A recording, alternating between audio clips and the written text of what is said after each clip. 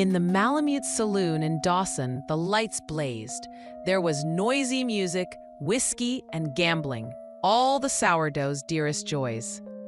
Outside it was dark, with the first breath of the Yukon winter in the north wind. Finn Charlie lugged out a heavy poke and poured a couple of ounces of gold dust into the pan of the scales on the bar.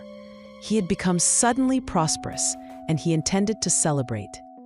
Two members of the Royal Canadian Mounted Police entered. The constable took his post at the door, but the corporal walked forward until he stood under the first of the hanging lights, and his keen eyes searched the company, missing no man. Finn Charlie flinched, the broad nostrils of his flat nose twitched, and his lashless yellow eyes flickered uneasily. Then he gulped down a glass of raw whiskey, coughed, and straightened. He knew the man was dead. Nobody had seen him. He was safe if he did not betray himself. When all eyes were upon him, the corporal spoke in a clear voice.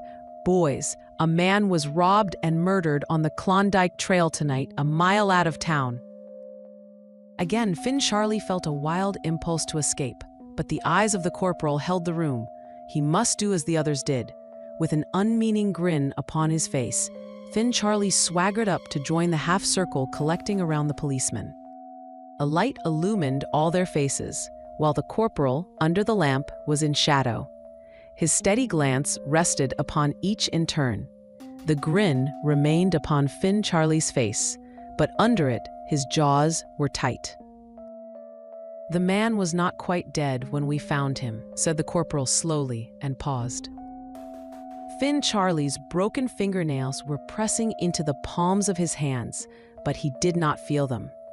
He was wishing the man would go on talking. "He said a few words before he died," said the corporal, and paused again. In the tense half-circle, nobody breathed. Finn Charlie felt himself choking. Sweat started out on his forehead. The cold, penetrating glance of the corporal passed from face to face and back again. "He had been shot from behind," he went on, "but the man who fired the shot turned him over on his face to frisk him. He pretended he was dead, but he saw." Finn Charlie shot a lightning glance over his shoulder. There were men on each side of him. Immediately in his rear, two men had climbed on chairs for a better view.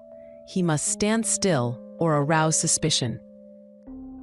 The light was not very good, but he saw one thing clear. Went on the slow, steady voice, each word like a hammer blow. "He said to me," and they were the last words he spoke.